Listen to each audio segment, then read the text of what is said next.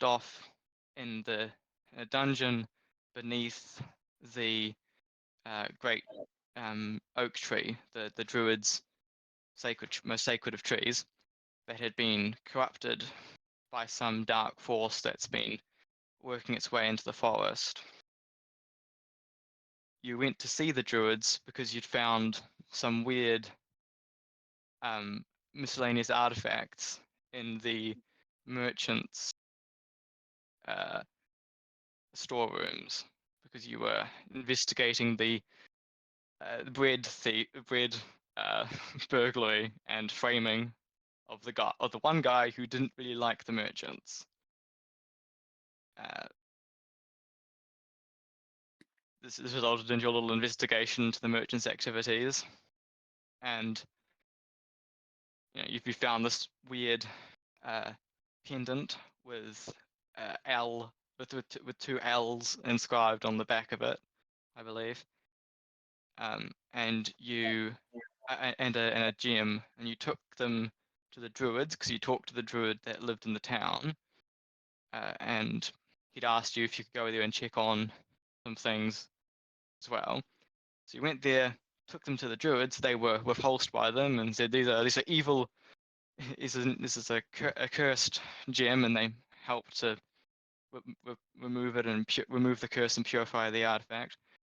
But told you that in return for their using their magical services, if you could help them with an issue they've had and investigate the weird things going on with the tree. You went to the tree, and upon further inspection, found a secret passage leading down spiral staircase into the roots of the tree.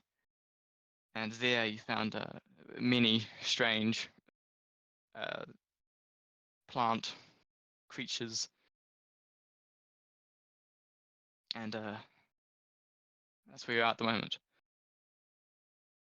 Oh, and I believe you had a fight with some mold men at the surface before you went into the tree. So that green thing there, that's just a plant we didn't fight? The green circle that you did. No, you killed that. I just left it there. Yeah, we did. That was the man trap that ate ate Francis, who is no longer with us. Yeah, that's true. Yeah, I think that square room to our southwest had like poison in it or Mold. something. Mold, yeah. This one had mold in it. That's where you came up. That's where you came up from. That was an alternative entrance that you found. And you just gone. You had found this secret door, and it looked down the corridors. Oh, it's a secret. Yes.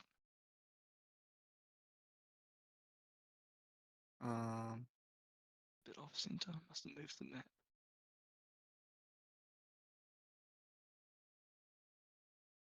Can we go through the secret door now, or should we wait on Josh?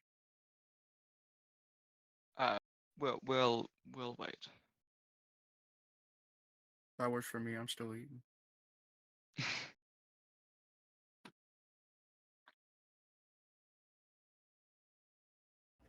All right, so we're heading topside then. Going back. I think we were. I can't remember if you were injured, and I remember us finishing with you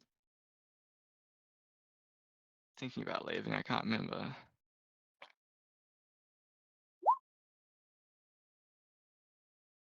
I mean, Yeah. I still got all my spells and all my Oh, health. okay, maybe we didn't. Yeah, my HP is good too. I kind of think it was just Francis that got messed up and all his armor broken, and he was like, "I'm useless now." Yeah, no, I remember that. I forgot he got his armor broken. Yeah, it got dissolved because he got eaten by the man trap. Yeah, he got the old 2E warm welcome. Yeah.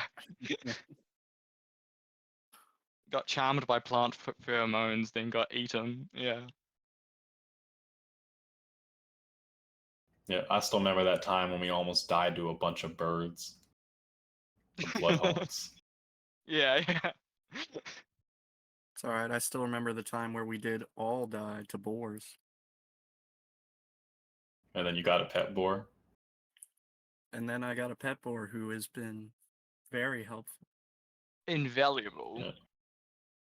Yeah. Yep. All of his, at -5 HP, doing his thing.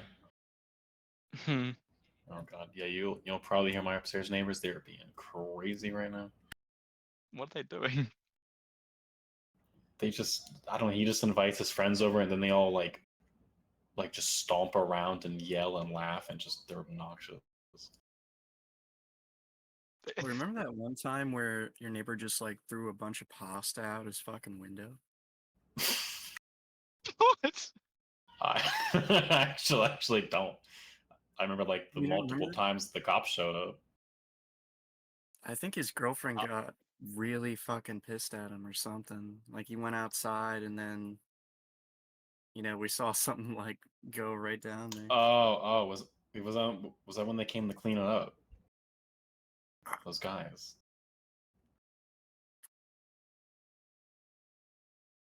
I don't remember if it was Yeah, a cleanup. yeah, we're gonna hella sidetrack, but anyway, yeah. So Yeah, just yeah. if you hear that. Cool. Yeah, now you all have stat bars above your heads. I think.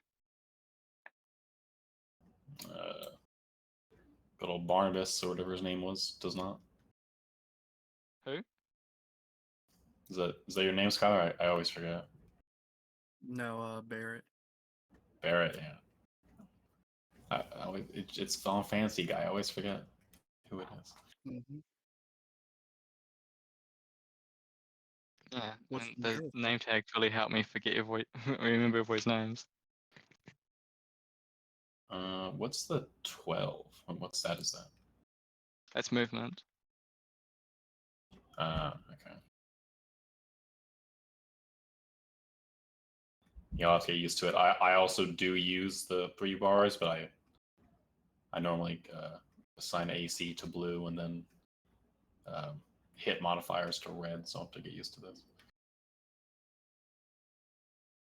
Only one that hasn't been using this.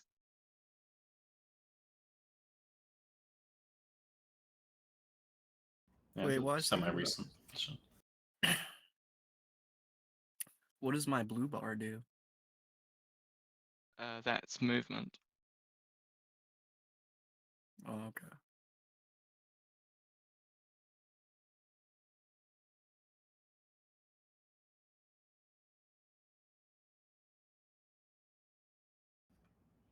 Oh, I'm guessing they're only visible to us because I can't see. What? Oh, Oh, yeah. I thought I made it visible to everybody. I can see Alvin's, but I can't see Barrett's. Okay, wait a minute. Let me. Um, See, I can see Alvin's, but I can't see the numbers. Yeah, same. Yeah, I don't want it if at all possible. I mean, unless the DM wants to. But no, that's okay.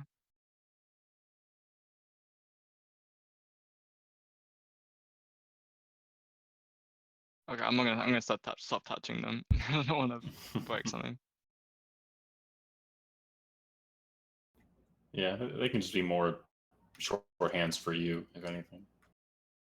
Yeah, no, that's fine. Because we'll still probably keep track of them on the sheet. They should, if you change it on the sheet, it should change it on there.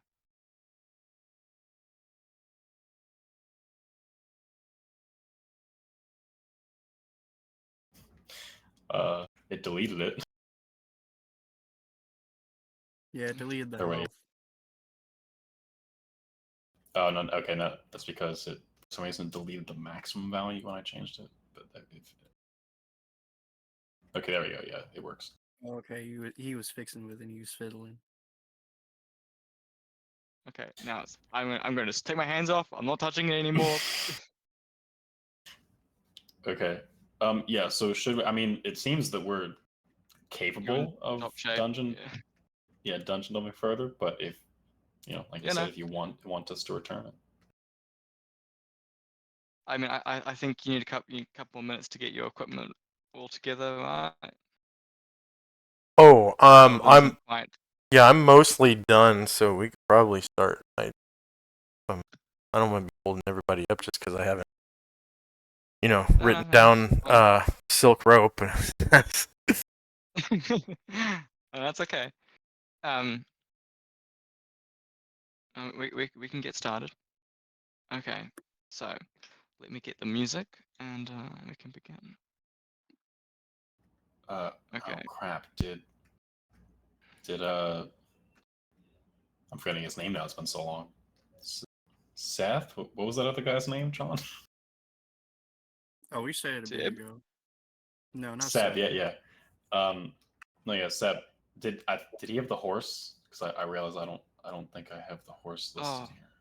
I think he No, did I have the got horse. the horse. Oh, you got the you have the horse? horse? I believe so. Who inherited the horse?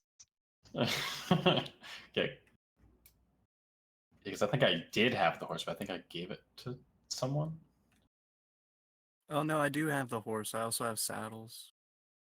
Large saddles. Okay. Yeah, because because I I did have. remember we had to pull our money together. Right.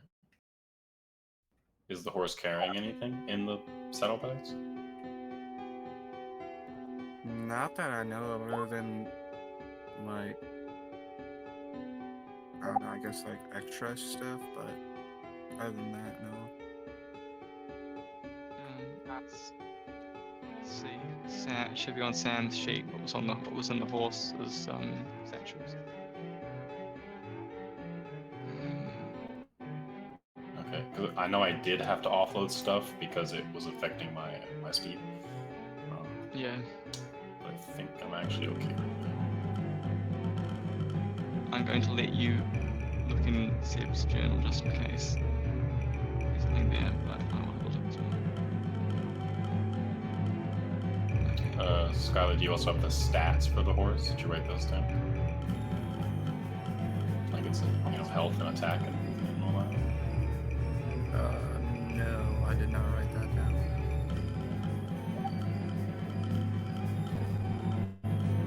I figured if we do have the horse fight, we could do it then.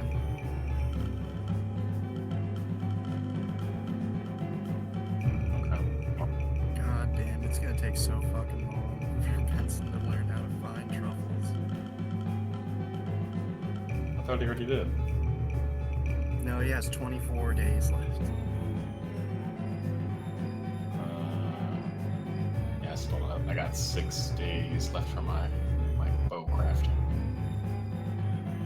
On Sam's sheet, there is Poppy, his hunting dog, but I can't. There's no mention of the horse.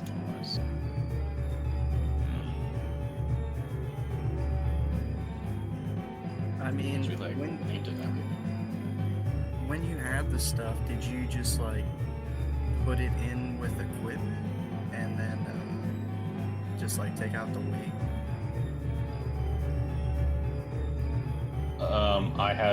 I added gear stored, and yeah, listed the saddlebags. I think they have a 40-pound carry capacity. And then we got 2 of them. I think it was a riding horse.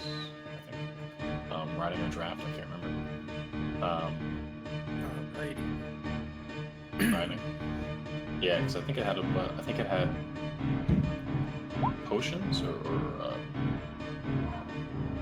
like crafting materials or something that I was scrolls that You I put were in. you put the tents on it. I know that. Yeah. Yeah, we did put the tents on. Here, I'll be right back. I'm gonna go grab a drink.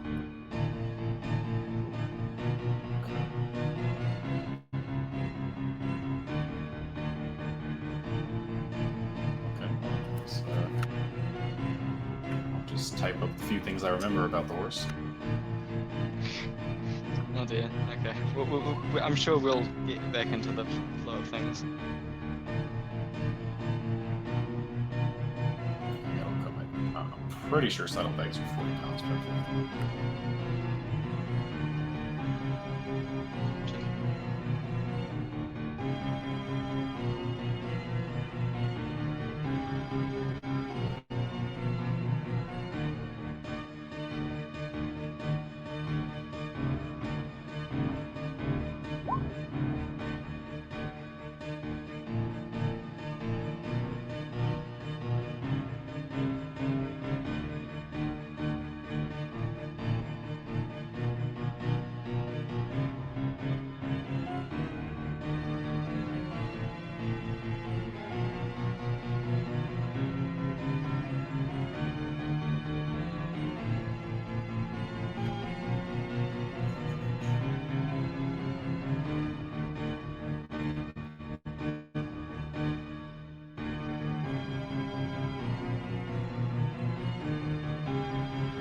I see the bag, but this is Oh yeah. I think it's there's a separate part that has all the like carrying capacity for things. Storage capacity. It's table 50. A large saddle bag is 30 pounds. It is 30 pounds or it carries 30 pounds? Oh, weight capacity. Weight capacity of 30 pounds. Oh, yeah, I see.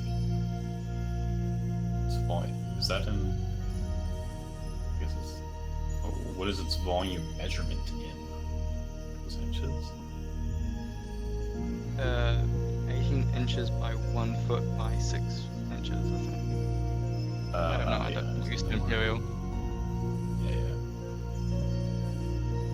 I don't see why they would go through all the trouble of writing 18 and then not just write 12, but so they did.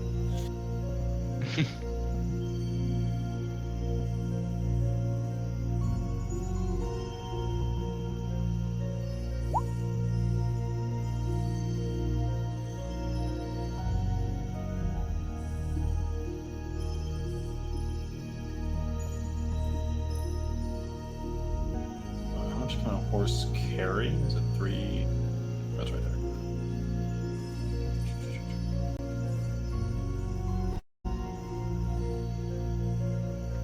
Base speed of 260 pounds.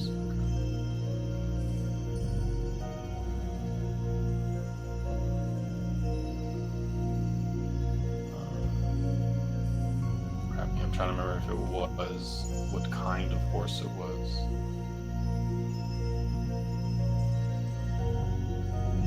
I think it was a riding horse. Because you were riding it.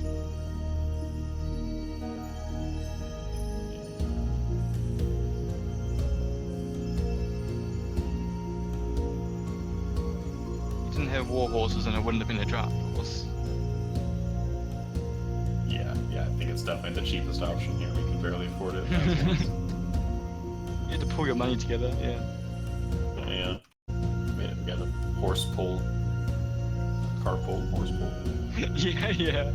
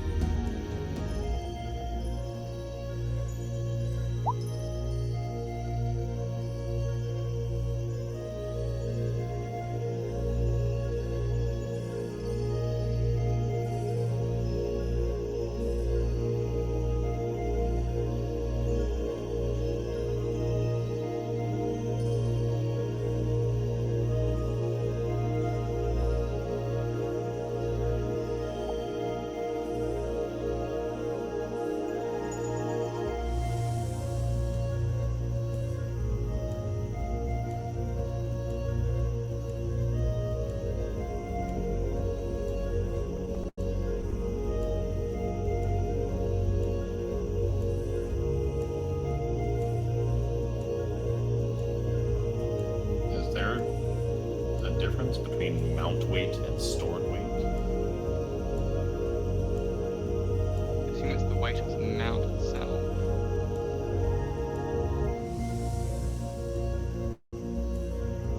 Yeah, because they have them in two separate, like, weight boxes, different fields. But I would assume, with the horse's own, I don't know, with the horse's own weight calculated to its base move speed. Yeah, I don't know. I would just leave it. No reason to use it.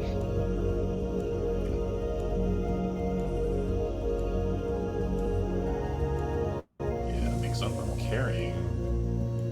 Some potions, the pendant, some papers, my rations. I don't know what else the horse would have been carrying besides maybe a scroll or potion or something. Carrying the tents. Yeah, the tents I have down. Yeah. Oh, cool. My gear's done. Sorry I didn't Right. get it done earlier. I had a surprise date last night, and then today I actually fell asleep. Sorry. That's okay. I mean,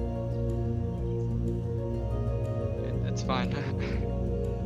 Yeah, I was also doing inventory, and I'm actually in this game, so don't worry about it. Does anyone mind if I use a voice changer so I actually sound like an elf? Oh no, go ahead. Okay. And then also, does anyone mind if I speak with a Cockney accent? No. Okay. Man, 2 elves. See, the thing is, I think I'm still going to be racist against his elf also, because he's probably, not a great elf, so it's okay. Sorry, Master Dwarf, but you're outnumbered now. That's freaky. We'll make a temporary alliance just to spite the stupid dwarf. I mean, hey, I got Benson on me. We good. We good. Give him my accents I won for their money. I've gotta step up my game. Okay, cool. So we resume in the crooked tunnels of the winding roots beneath the old druid tree. It's dark and damp. The walls are covered in mildew. You hear the rough creaking beneath your feet. All is silent except for the occasional scutter across the broken roots. Oh wait, hold on. He has to turn down. Are we using shit? No, this is Matchbox. He's turning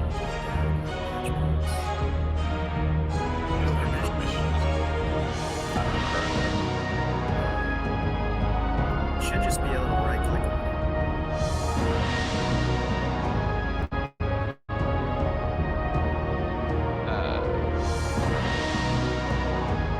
it. Just go into Discord.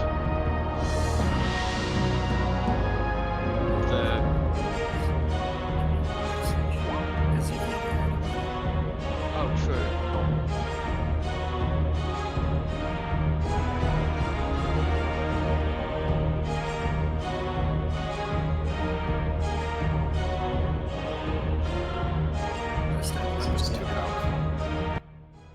Okay, Matchbox 15. that's way better. Okay, yeah. Sorry to interrupt. Oh. That was like... That was too much. I'm sorry. Yeah, it is really by bass. It is very loud. Funny enough, I did think this afternoon I should tell them to lower Matchbox before I start the music, because the amount of people that I've accidentally deafened by playing music and they've haven't lowered the volume. Yeah. I reduced it by like 70% and now it's okay. Way yeah, more no, manageable. but I Thank you. think- I think all of us have it at like 15% or something, because it's just Okay. yeah. Yeah. I'll do 25. this Alright, thing. So Oh goddamn no. I think Chip is the same way. yeah, it's a bit odd. I'm gonna set okay, mine to so like 20. Fair enough. Cool. So, from the top, we we resume in the underground, twisting, turning roots below the grand druid tree. The walls are made of hard oak, forming these twisting tunnels. The walls are damp with mildew. The ground is hard beneath your feet. The corridors are dim with moss growing around you. There is not much sound beyond the occasional scattering of vermin and insects beneath your feet. You have vanquished the man trap and its charming scent. I do believe that you did take the like pollen gland to as one of your many items that you're going to take to the wizard when you eventually get to his tower. And had uncovered with your elven senses a secret door at the end of the corridor. Benson is tracking along behind you, your faithful boar. As he does. Yes. Okay, he's covering your rear. What is your next move? Well, I was thinking about the secret door. Okay. Is Alvin with us, or do we have to go back and get him? I think Oh. Elven, being an elf, might be in the forest above. Alright, so maybe we should head out first. Regroup. I mean, we did just lose somebody, so. Yes, true.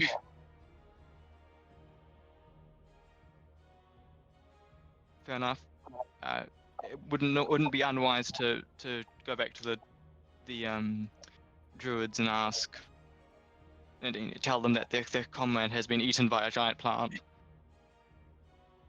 I will drag you to the hex map.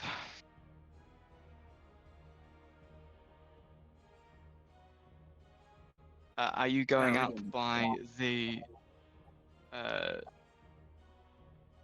Are you going up by the little secret stump elevator, or walking up the spiral staircase? I want to take the elevator. Cool. So, standing upon the stump and pulling the route that you found before, it lifts up to the glade that you entered from. The tree still looks corrupted and foul. The glade is clear. It is the late afternoon. You did spend the whole of your day walking to the druids and then from the druids to the tree. So you'd either be walking through the night and become quite tired, or it might be a good place to camp for the night.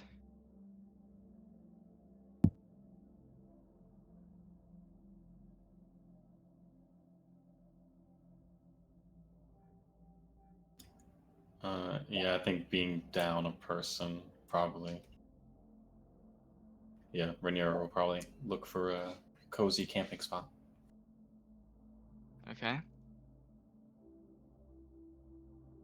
So you take your camping supplies off of your faithful mount and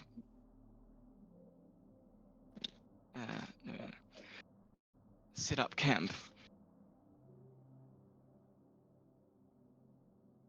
It is, I believe it was rather cold. Still, this is still the first week of winter, the cold days, and the wind had picked up. The clouds have been gathering over the last few days. You hear the wind rustling through the trees, the woods surrounding you.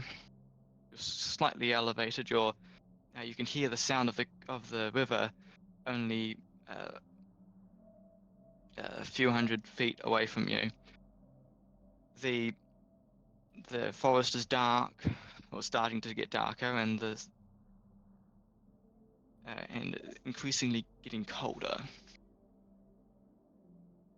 Let me some rolls and who wants to be who will stand watch first? I'll stand watch first if Bear Grylls wants to make a fire. You're damn right I do.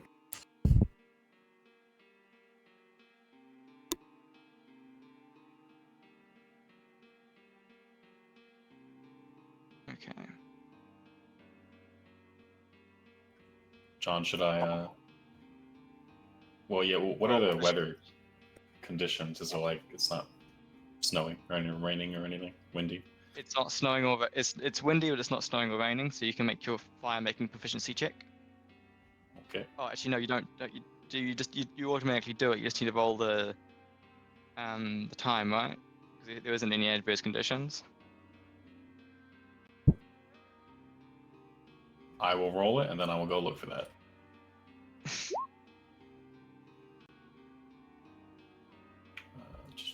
Proficiencies.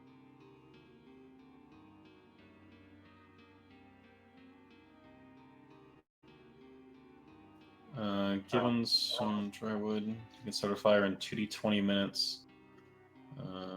Wet wood, high winds, or other adverse conditions increase the time, and a successful check must be rolled to start a fire. Okay, so you passed your check. So roll your 3d20 because there are high winds. Okay.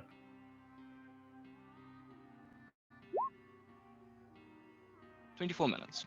That's not a bad time. But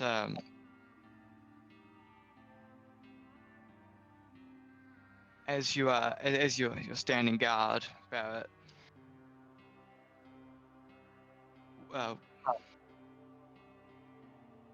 Alvin, do you think it'd be fair for your character to be spotted going through the woods, or would they be closer to civilization?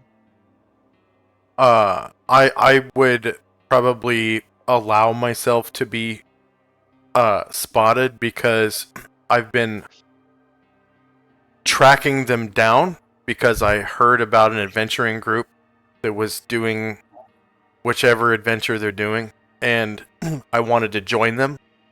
And like I've finally tracked them down at this dungeon that they're at.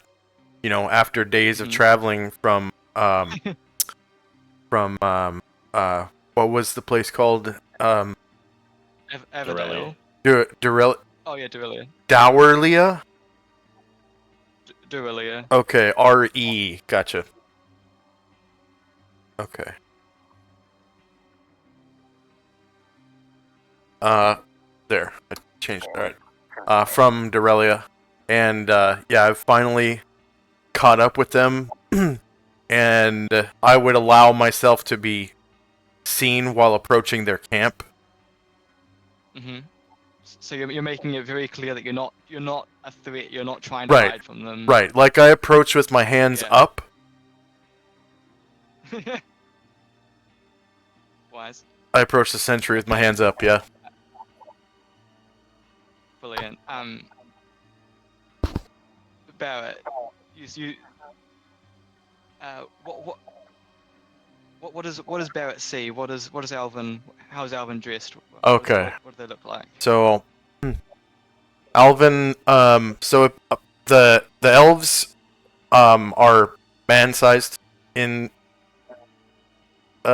here. So yes. He is 71 inches tall. So that's just shy of 6 feet. Approximately 165 pounds. And he has long black hair and typical green eyes for a high elf. He's dressed in a tunic, probably black tunic, black breeches, black cloak. He's wearing a backpack that's rather lumpy, and he has 3 large pouches on his belt, as well as quiver probably hanging from the left side of his belt, and a quiver on his back. No ammunition and no bow, right? So he obviously didn't plan ahead. He's wearing a long sword on his hip, but he has his hands raised. No weapons apparent other than the long sword. And there's also wrapped around his torso, like over the cloak and backpack, is 50 feet of hemp rope. And there's a grapnel tied to it, dangling in front of his chest. Like, looks like it's ready to toss at a moment's notice. And yeah, he approaches with his hands raised. Alright, given everything that's happened in our little journey thus far, Barrett's gonna be a tad concerned about the random stranger right outside this dungeon. He will wake up Rhaenyra first, get her opinion.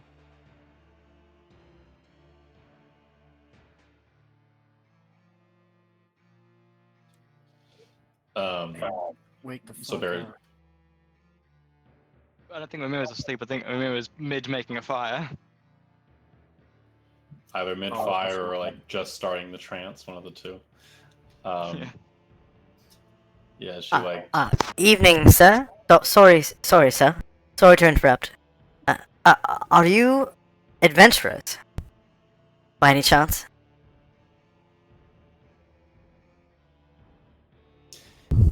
yeah, Rhaenyra's gonna like kind of like, you know, tilt her head to the side towards Barrett.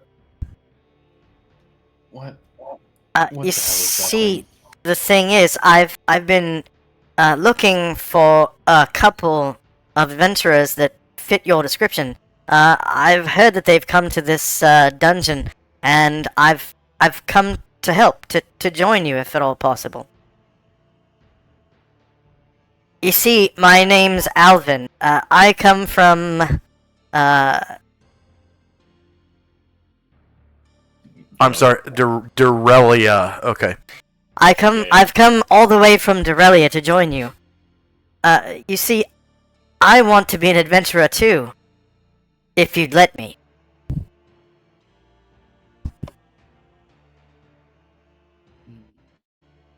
You have any experience? None, sir. Hmm. And why is it exactly that a hoity-toity high elf would come looking for us? Well, sir, you see, I'm a bit, light in the pouch, as it were, and adventuring life seems to be, well, rather lucrative. I can help in more ways than one. I'm a wizard's apprentice, sir, and also, I've, some skill in the, shall we say, larcenous arts, as it were.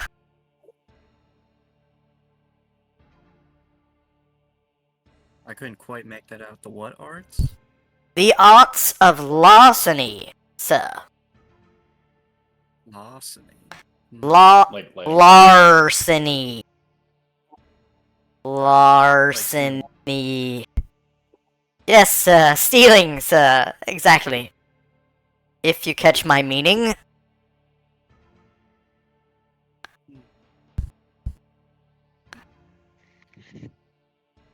And now that Elvin's emerged into the light of the campfire, these two people standing in front of him, how are they dressed? How are they presenting to him at the moment? What do they look like?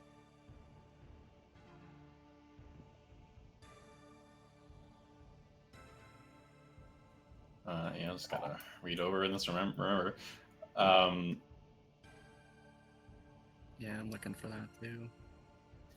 So yeah, Rhaenyra is actually quite a similar height to Alvin, pretty just shy of 6 feet. Um, this is a gray elf, so sort of a ashen, almost slightly metallic skin tone, um, orangish amber eye color, and sort of mid-length straight silver hair just past her shoulders.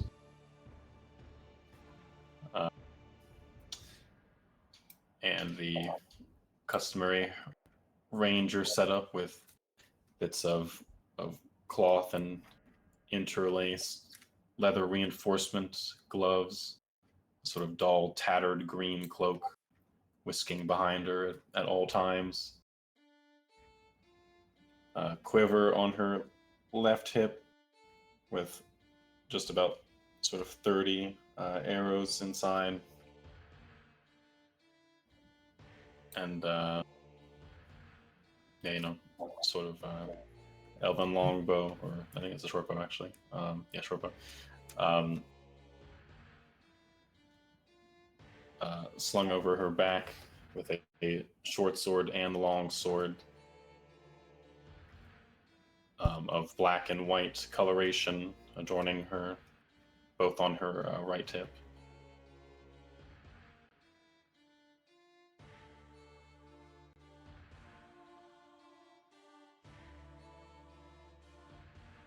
Uh, well met. I apologize for not introducing myself. I'm Alvin Oakleaf.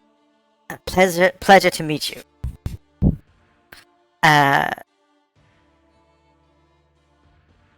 Well, And he kind of holds his hand out, kind of expecting like an introduction.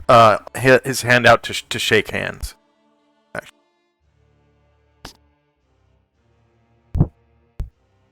Skylar, did you find your description? Do you want to describe your character quick?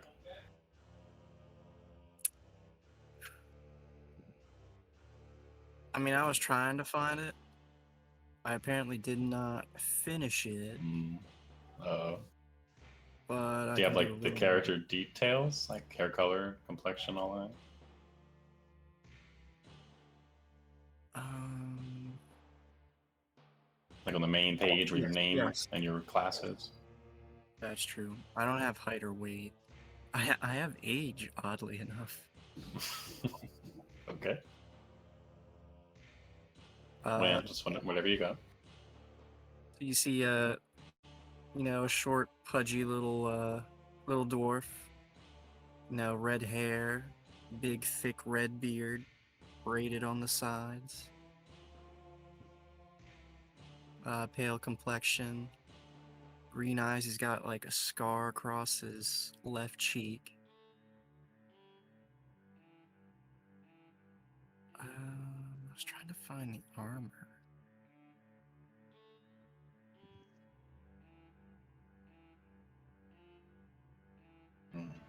You're I a think I'm cleric, wearing right? Yeah, I think I was wearing heavy armor. Something like that. But, yeah, I'm gonna go with heavy armor. Wearing heavy armor. He's got a warhammer strapped to his side.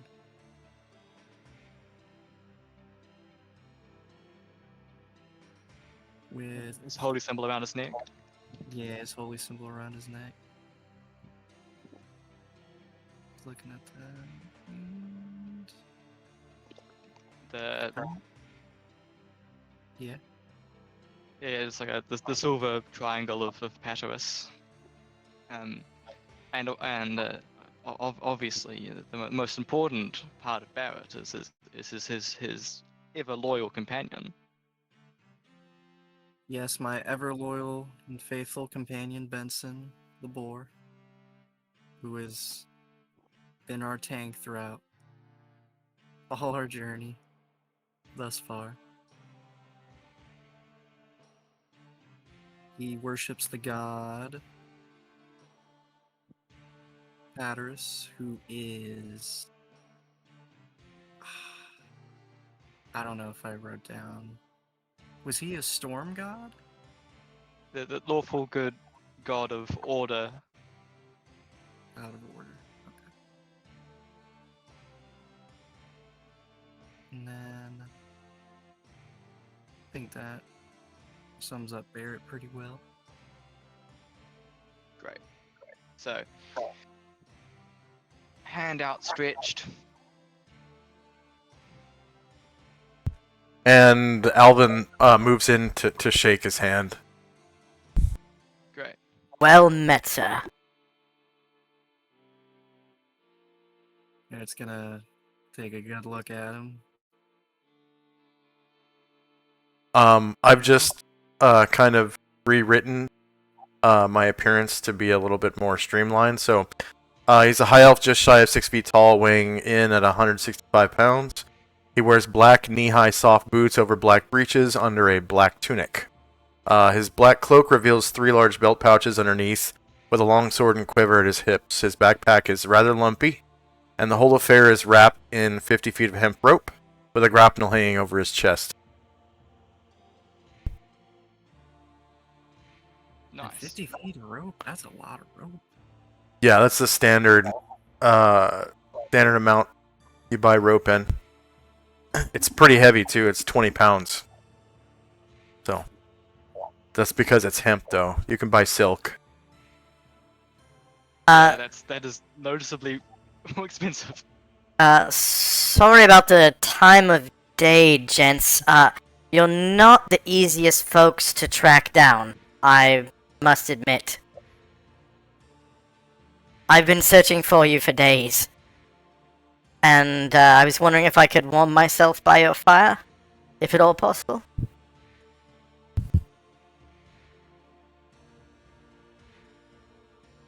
Hello? Well, I...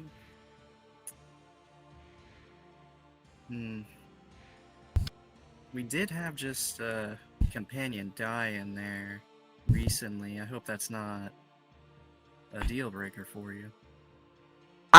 It is a bit scary, sir, but the adventurer's life is the life for me.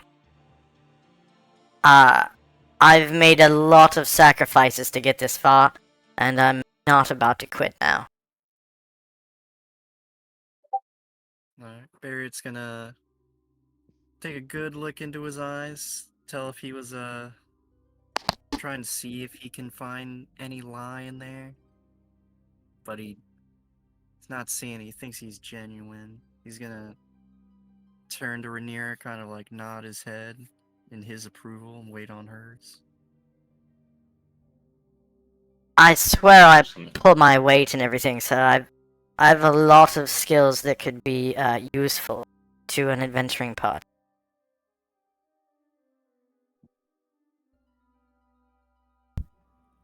Yeah, the contemptuous gray elf is just gonna roll her eyes. Whatever. Just make sure it brings its own food, and she's gonna turn around and go back to try and meditate and ignore this nonsense. Yes, you see, that's the thing. I've been searching for you for so long that, unfortunately, I've exhausted my supplies. Other than, well, a wineskin of water. But, fortunately, I just ate my last, so I'm not hungry right now.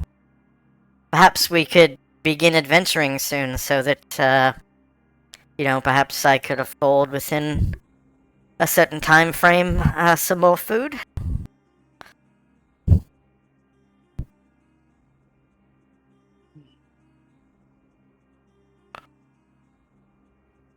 Alright, well, first, Barrett's gonna head up to him and take his outstretched hand and shake it.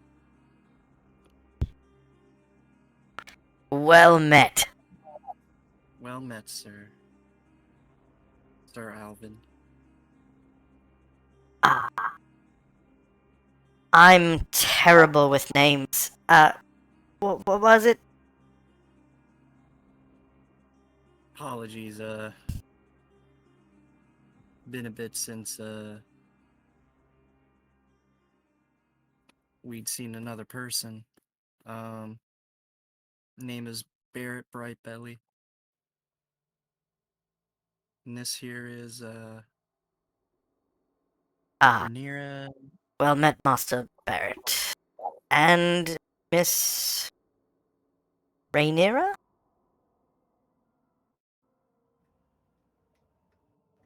Yes, it's Rhaenyra Excedrin, if you must know. Ah. Alvin Oakley at your service. Yes, well, right, may I warm myself by your fire, sir and madam?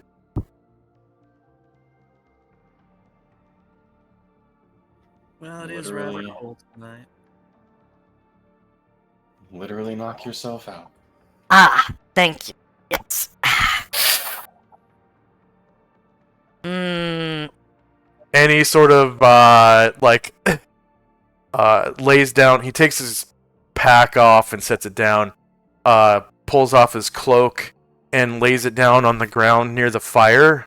And takes off his gloves and he sits down on his cloak and rolls down his knee-high boots and pulls them off and just kind of like sticks his toes near the fire to warm his feet and then holds his hands out to warm his hands.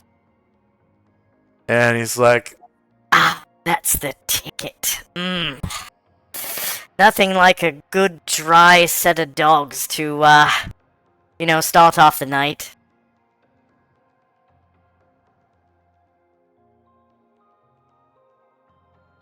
Well, you're speaking my language, friend. Barrett's, gonna do something a little bit similar, except he's not even gonna bother taking off all his armor. He's just gonna take off his boots. He's kind of snuggle down on the ground. He's gonna lay back on, Benson. Ah, yes, perfect. Well, it looks like now we've got enough people for a proper watch. Hey, I could watch for 4 hours while the rest of you sleep, and then we could each take turns with 4-hour watches. Though, if you don't mind, could I take last watch? You see, I'm a spellcaster, and I need a little bit of time every day to, go through my notes in this book here. and I pull out my spell book. And I don't know if you guys can read the common tongue, but there's some writing on the cover in the common tongue that says Codex of Basic Spellcrafting by Alvin Oakleaf. And I just start flipping through the pages and I say, You see, these are my spells, and, in the morning, after I've, had a bit of time to rest, in the reverie, of course. I'm never fully, asleep, you see, as a elf. And, after a period of time of resting in such a way, I'm able to go over my notes and rememorize my spells. I have an, armor spell memorized right now. I was about to, cast it upon myself. It's the first time, I've really used this spell, and I'm excited to use it. You see, as a spellcaster, I don't wear armor, and when I'm not wearing armor, I'm even better at some of my thief skills. So, it behooves me, to use such a spell in this manner. See. and I immediately start casting armor on myself. What does your casting look like? How do you go about casting spells? Let's see, the armor spell requires like a piece of leather blessed by a priest, something like that. So I pull out from one of my large pouches a patch of leather, and I hold the patch of leather in one hand, and I look at it intently, and sort of from like maybe about a foot away from my body, and with my other hand, I look at it intently, and I point my fingers like with the other hand held like basically in between my nose and the patch of leather, with all the fingers pointing at the patch of leather, and I like wiggle my fingers up and down, and then touch the patch of leather to my chest, and poof, there's like a little poof of smoke or something, and like a small flash of light, and the leather piece disappears, and then there's this like sort of like invisible but tangible field of energy that disperses over my body, like the entire surface of my body, head to toe, and then it like disappears after a second. It looks like some kind of like magical suit of armor that gives armor class 6, which would be like what, brigandine or something like that. I don't know. And then it disappears.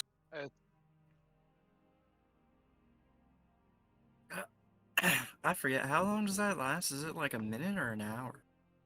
It's permanent until you take a certain amount of damage, depending on your level. So, and it's, what they have to do is, like, the enemies have to punch through the armor class that it provides, you know, in order to hit you, and then they have to do a certain amount of damage, and it's cumulative, you know. And then after you take that amount of damage, the armor spell disappears. So you have to cast it again, you know, to get the benefit of it. But like if you don't take any damage, it just stays forever, you know. Damn, that's a pretty good spell. I didn't know it was permanent. Yeah, it's permanent until you take the damage. So, and the damage is like, it's like, you know, 1 damage per level plus 1 or something like that. I can't remember exactly. That is pretty good. I mean, you know, both you seeing this, one of you as a spellcaster. How do you react?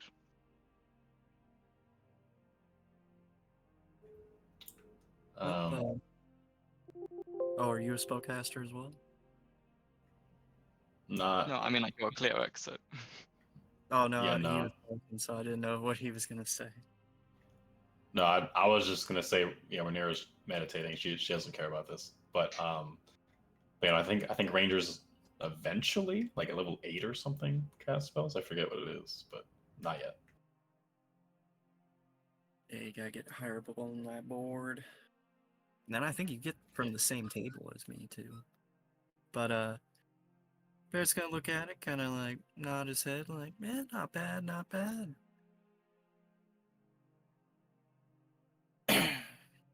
What other spells do you have on you?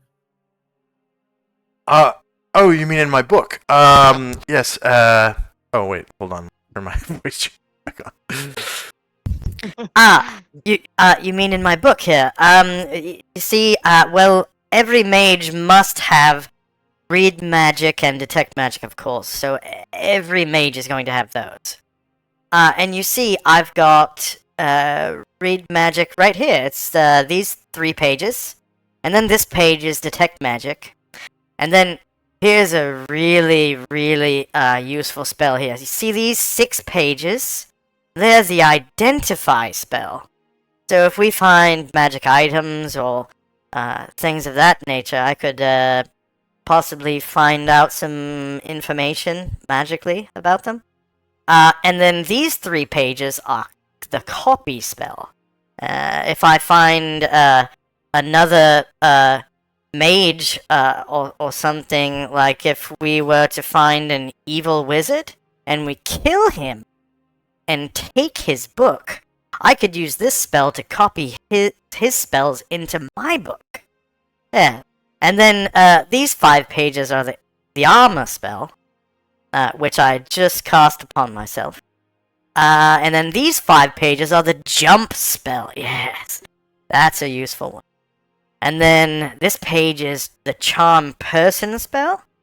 So we could take prisoners, possibly, with this spell. And then this spell is the friend spell. These 4 pages, yes.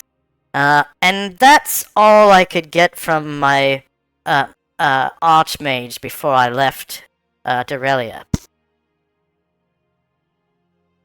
Well, it's definitely a good start. Yes, unfortunately, I wasn't able to learn any, well, damaging spells. You see, I wasn't very lucky when I tried to... Well, I sort of fucked up, you see, when I tried to learn, the magic missile spell and, well, a few others. And, so this is what I was left with. But fortunately, these are probably the most useful spells of the first circle, if you catch my drift. I understand you. Broader spectrum. Yeah. Well, do you have any ideas on what you're gonna bring in? Me? Yeah, spell-wise. Probably, well, I should probably bring perhaps another armor spell just in case I'm injured. I don't want to, well, to die. So, probably that for a while, and then, my skills should probably improve, and eventually I should be able to memorize more than one spell at a time. Perhaps with a little luck. And he just clears his throat and goes back to like roasting his toes against the fire. Clears his throat. Kind of glances over at the Grey Elf momentarily, and then goes back to what he was doing. So, Barrett, you're going to resume your watch, I presume? Yep. Great. So, standing at the edge of the glade, watching over the dark forest, the moon high in the sky, it is cold, and you notice it once you put your boots back on, you pop back over. Yeah, the cold wind through the trees lets out a almost haunting whistle. But you're still able to keep a good eye on what's around you. And after maybe 3 hours, getting towards the end of your watch, you hear something which is distressing to any adventurer. It's something in the undergrowth, not too far away, probably only 20 feet. Something rustling.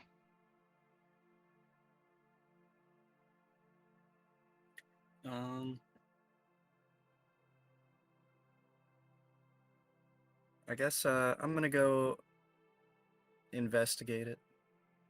Okay, what are you going to do to the rustling in the bushes?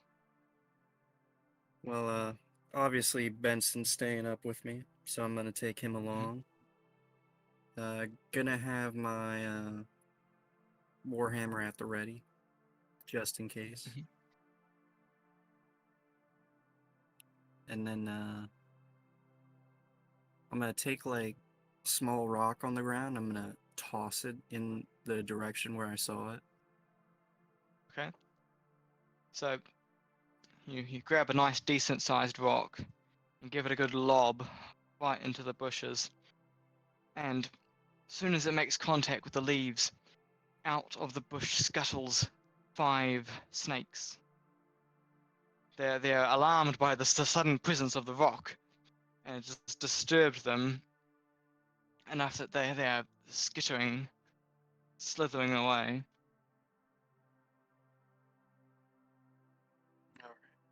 He's gonna put his Warhammer back, nod his head, crisis averted, head on back to finish up his watch.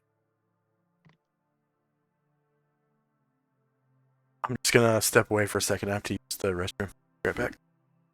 Cool. Yeah. That's okay. After only an hour more of your watch, I think it's probably time to wake up Ramira from her slumber, her pseudo slumber. Is she already awake, or Uh, does she She's sound- need always to half awake. Yeah. yeah, yeah. You can just kind of be like, hello.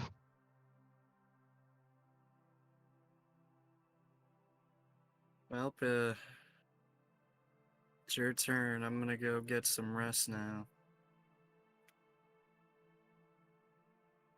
Very well.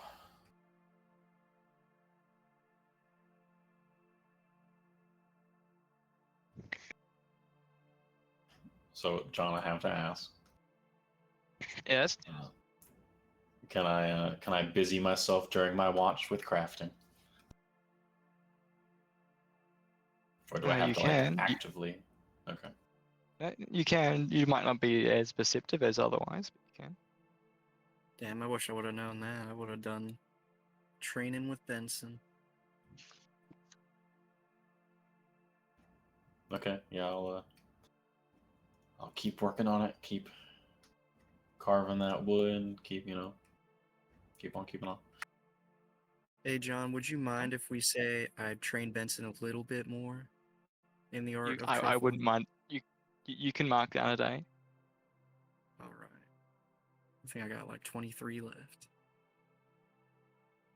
Gotta be consistent. Oh yeah, 23 days left.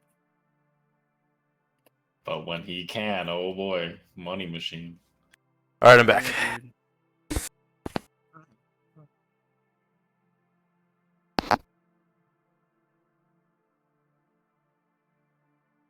That I'm- scratched me. Did I miss anything? Oh, Barrett went back to Ramira after she had finished meditating, and said, "Your turn." And then Ramira reluctantly sighed and walked over to the edge of the glade. Yeah, doing some crafting. Oh yeah, doing more work on her bow. Hmm. So standing at the edge of the glade, looking over into the forest, working away on your bow. You grab your equipment and you're starting to take the form of a bow. Um, progress is being made. There's not much to disturb your work. After the removal of the snakes, the glade has fallen peaceful. The wind is still a nuisance, but there isn't much wildlife to bother you, which lets you give you 4 hours of uninterrupted work, which is not something you get very often.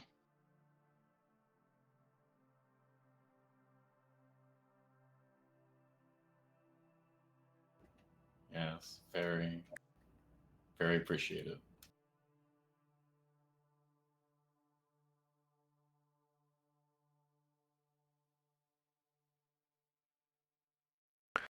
So I'm assuming I'm just kind of engaging in the reverie while Barrett and Rhaenyra have their guard shifts. Yes. Okay. Yeah.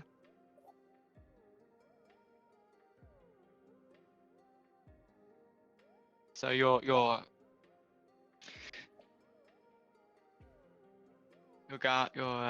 turn watching comes to a close, Amira. Without any danger. Okay, yeah, she'll stride over towards Alvin. Is he meditating right now? He's sort of like lounging on his cloak. And it looks like he's just sort of like daydreaming like he's kind of softly like talking to himself, like staring into the fire, and it looks like he's counting on his fingertips, like 1, 2, 3, counting something, like he's just kind of out of it. But you know, his ears kind of like tweak as you approach, like not like cat ears, but I don't know. I always imagine elf knife ears would kind of wiggle a little bit when they, when they hear something interesting, like footfalls approaching or something like that, like spidey sense type of deal. Yeah, that's cool. Mhm.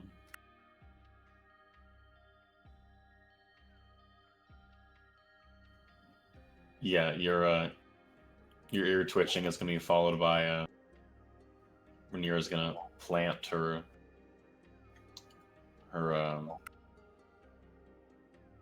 I think I have boots on. Yeah, her covered foot just kind of like pushes against your lounging leg. And Kid. I just kind of snap out of the reverie, and he's like, I go, Oh, my turn. Right. Just a second. Just give me about 10 minutes. I'll be right there. I've just, got to rememorize this, spell here. Now, where was I? and I pull out my spell book and I start rememorizing the armor spell, which should only take 10 minutes because it's level 1. Yeah. And then if nothing happens while I'm doing that, I close my book, clasp it shut, stick it back in my backpack.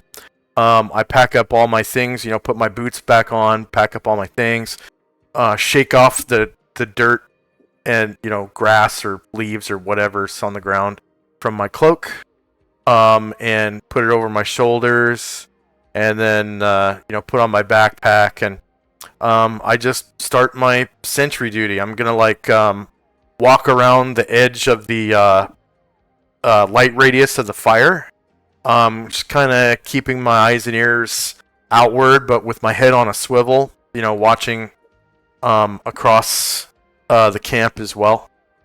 And I'm just gonna do 360 degrees one way, and then turn around and do 360 degrees back, and then just kind of switch it up every once in a while, like do a full lap, so I'm not predictable, Ah, okay. Okay. Well, you're very precise and well reasoned guarding allows you for quite the range of sight. The whole glade is in your view, and I imagine you've got quite a precise. You're paying quite precise attention to every tree, nook, and cranny, and just these are new guys that don't want to look gotta look good.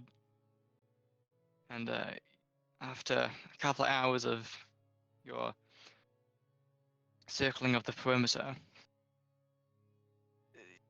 you could have sworn that one of the trees doesn't look the same. Something's moved into it. Something doesn't look right. Something moved into the tree, like maybe something climbed up it from the opposite side, or Possibly. okay. Yeah, I'm going to immediately investigate, circle around the tree for a minute, but I'm also going to keep my head on a swivel and look, behind me just in case it's being used as a distraction. Okay. You make sure not to stop your guard duties just because of this one incident. So you're maintaining your surveillance, and nothing else seems to be out of the ordinary. But as you focus more on this one tree, something's definitely moving in it. Something rather large. Something large is moving in the tree, like in the branches up above. My head? Yes. Okay. Yeah, I'm going to draw up my sword and then just kind of shout out to arms. And as you shout, jump down from the tree jumps a giant spider. Oh, fuck. Alright. Its 8 arms outstretched. I'm not going to make you roll surprise because you anticipated it to be there. And the others, you won't have time to put on your armor if you've taken it off. But you will have to That's grab your alright. weapons. Barrett slept right in there. He's good. You slipped in your armor. Yeah. Fine. He was prepared for tonight. I mean, after the incident at the tree, is not unreasonable.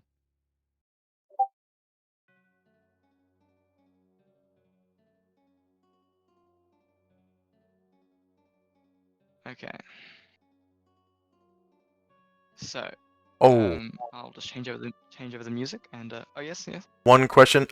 So how do you handle level 1 hit points in your game? You roll You it? get the max of your hit die. Okay. Thank I you. think it's 4, right? Yep. For mages. I'm multi-class, so it's gonna be 2 for mage and 3 for thief. Yeah. That's pretty good. I'm glad someone else finally decided to multi-class. I felt so alone. The only fighter cleric. I could just remember how to.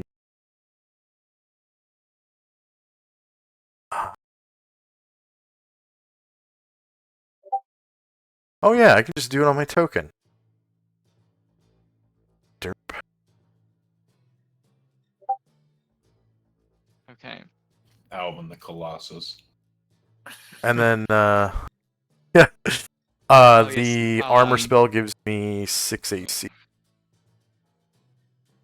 And it's 8 points of damage plus 1 per level of the caster, so for right now it's 9. Okay. One moment, and I will throw together a map. Can I have your initial actions, please? Let's see. So no surprise. And then is the spider immediately like am I immediately in one of its threatened squares? Like if I were to run behind the tree and hide, it could take an attack of opportunity against me?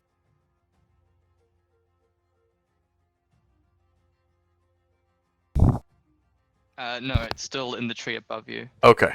Alright. So that's what I want to do. I want to run behind the tree, like the opposite side where the spider is, and hide there. Okay.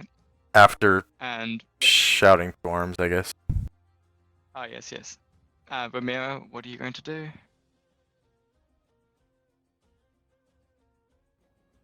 Well, I'm a bit fearful of getting close to that thing, so yeah, I think I'm gonna use my my distance to my advantage and knock an arrow and get ready to shoot it. Okay.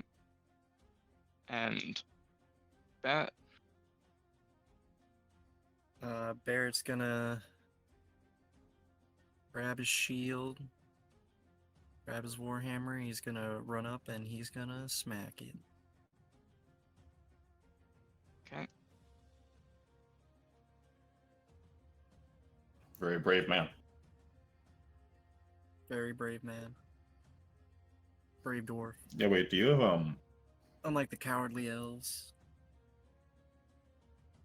are dwarves they're resistant to poison, right? Yes.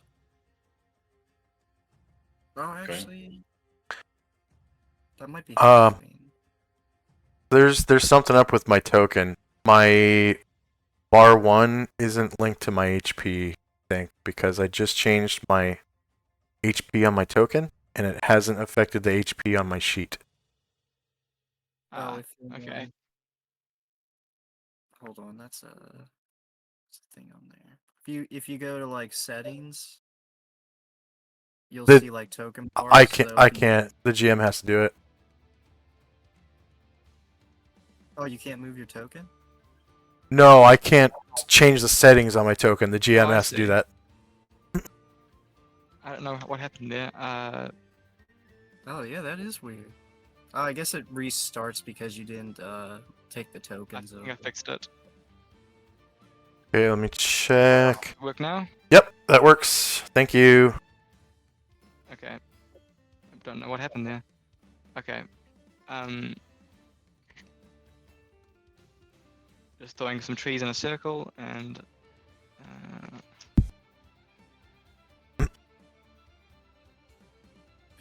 Who was Tyrael? Was that Bailey? yes. Okay. Gonna make sure that it works correctly. Oh, you can't put parenthetical. Okay. Well, that's. Oh well. Okay.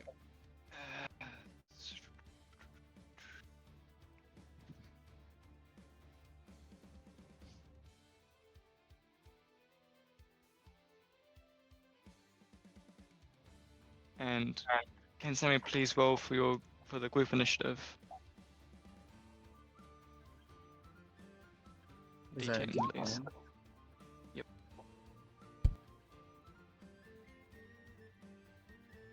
It's not bad.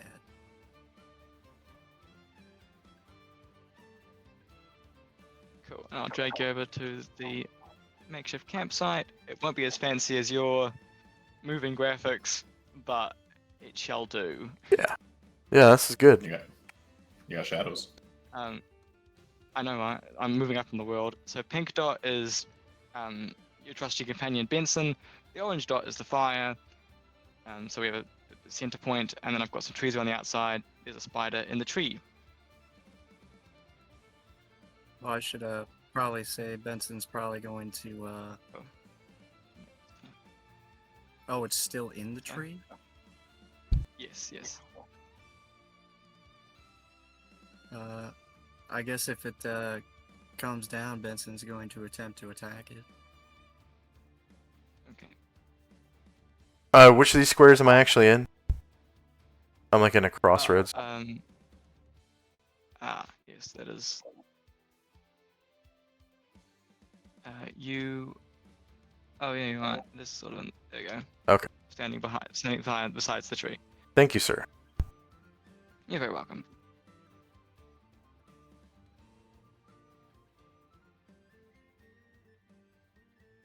Okay, so you got a 6 for on your initiative. I shall roll for the spider. Also got a 6. Uh-oh.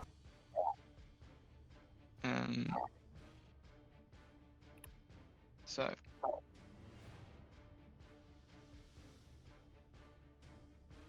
add your speed of your weapons to the group initiative.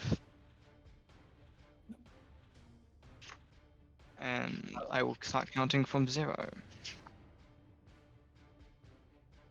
Is it another for like each thing of movement you add on to it? Yes.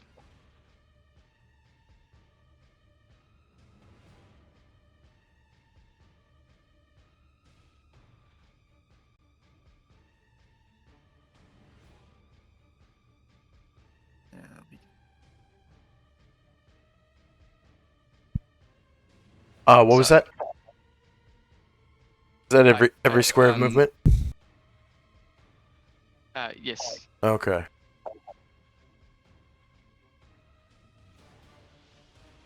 I'm pretty sure that's the rules.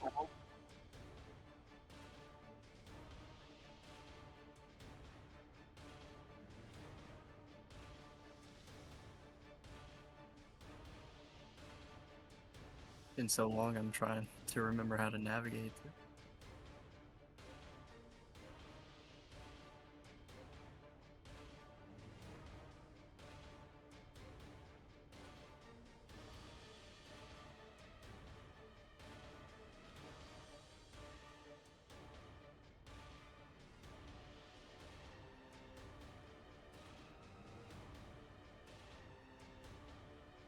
Okay, so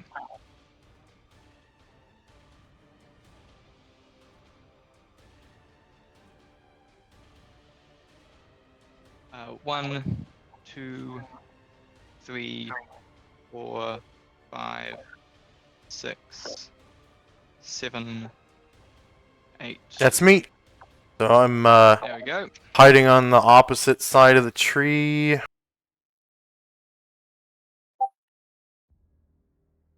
And rogue. Okay, hiding shadows. Uh.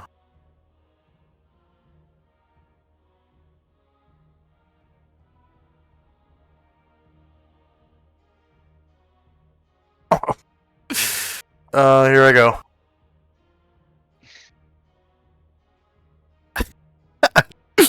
This is gonna be fun. Yes. So you dart across behind the tree, trying to make use of the moonlight to give you an opening to duck behind. But you're not entirely sure that it's going to be enough. So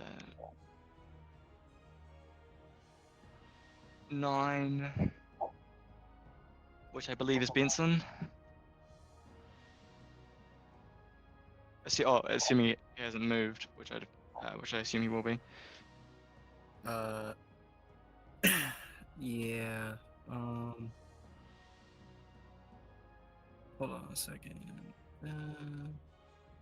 Is he able to hit it in the tree? Well, no, but he could move to that position and then like guard, or move to a position and guard. Okay. Alright, yeah. I'm going to...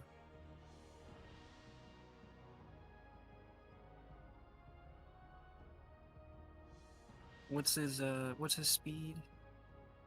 Benson, Boar, I think it's. Let me check.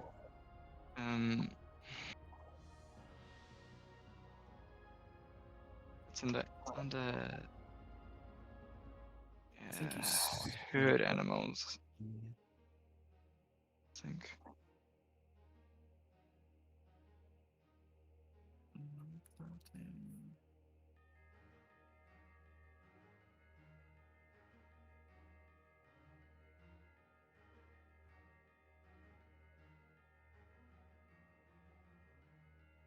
Don't remember where he sent me that.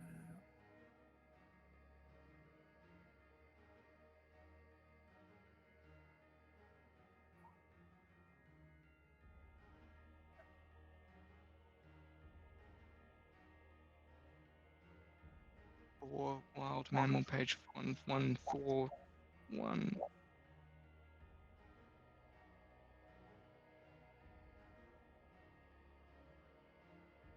A boar has a speed of 15. That's pretty good. Alright, yeah, I'm gonna move him right there and have him guard. Cool. I don't got control of him. I'll move from there. There we go.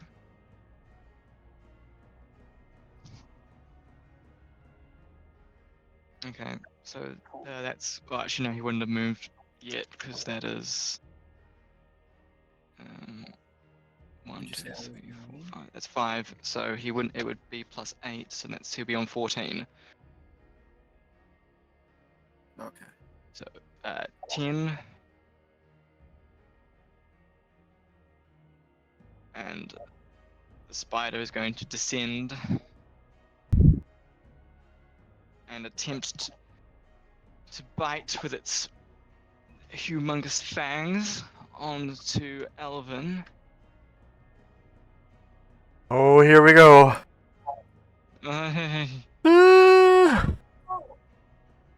Okay, you have an AC of 7, right?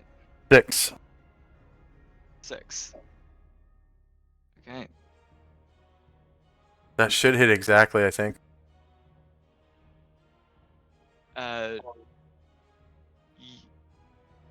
They have an attack of 19, so it does hit. Yeah, just. Oh, attack of 19, I forgot. Yeah. Yeah. Okay. Can So you, saving throw versus death? versus poison. Oh, yeah, poison. Yeah. Okay, so...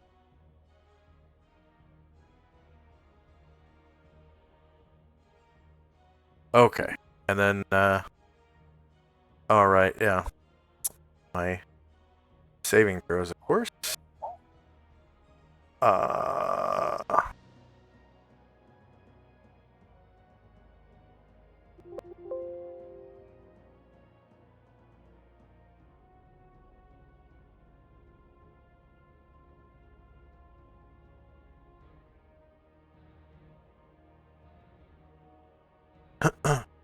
Sorry, I didn't record my saving throws. No, that's okay. While you're recording those, I'm going to grab a glass of water. Alright, so rogue 13, 14, 12, 16, 15.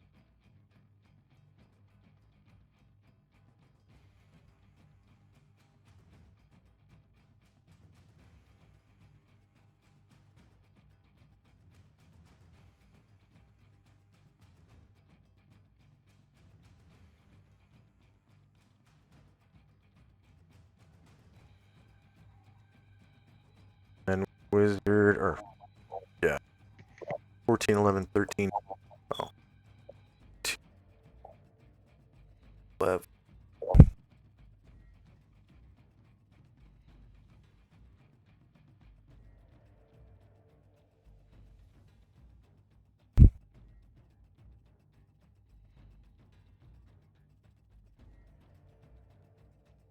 Okay, save versus poison or die. Boom, dead. Wait, why didn't it roll? Is there a modifier thing? No? I'm desperately hoping you don't just die. Well, it happens, I mean. Oh, that's modifier. Okay. Jeez. Alright, whatever. I don't assume poison would instantly kill you. Yep. Yeah. It's pretty Not all deadly. of them do, but Oh, yeah. Some. Mhm. And then Oh, actually, fire. you're multi-class, so you would use the highest hit dice for your starting one, so you would use the rogues. No, you use the No. average of the two. Yeah. Okay, hopefully this works. Critical failure. Oh, come on. Yep. Dead character.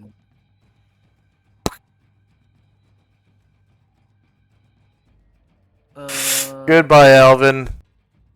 It was nice knowing you. I can't just heal him, can I? No, you'd have to cast Resurrection and then immediately cast Remove Poison, or else I'd die again. Yeah. Well, we were doing the negative 10 HP thing, right? No, with poison, it's outside of hit Yeah, points. it's poison. Yeah. Can he will himself alive? No, he's dead. No. Dead. Well, yeah, Barra, we're just putting these people through the grinder, dude. Yeah. You really Yeah. are. Giant spiders are no joke. That's alright. That's why I send Benson in for everything. I've learned my lesson after being fucking gored to death by boars. Well, never too late to make a backup character, I guess. I don't wanna.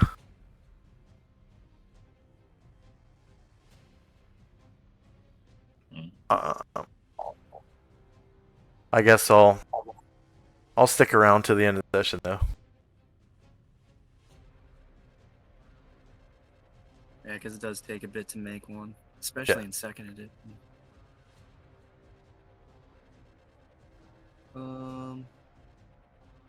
Alright, so was this rereading poison? um,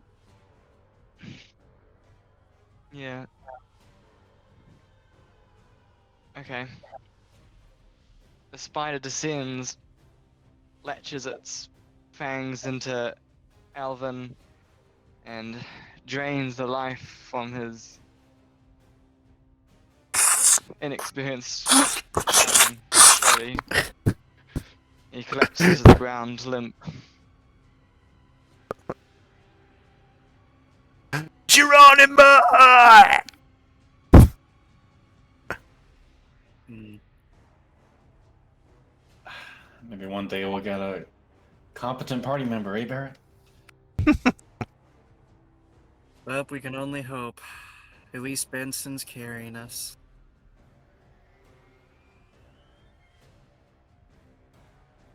So 11.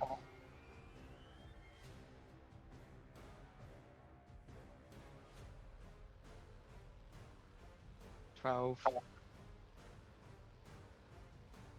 13. Yep. I guess that would technically be Benson, too.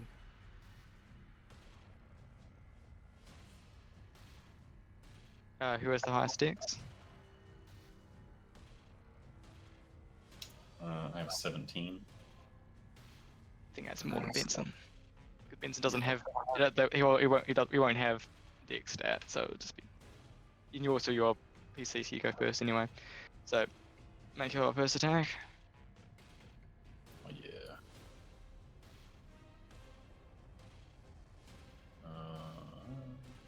Okay.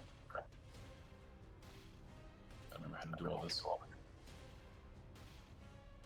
It hits.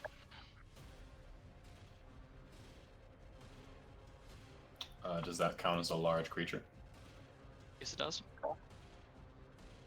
Okay. Doesn't give me any more damage, but hey.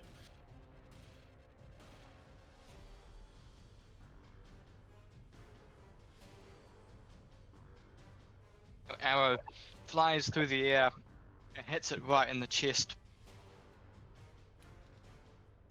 This spider who thought it had an easy meal just locked onto this elf. Has now realized it's got a bit more to deal with first before it can chow down on its meal.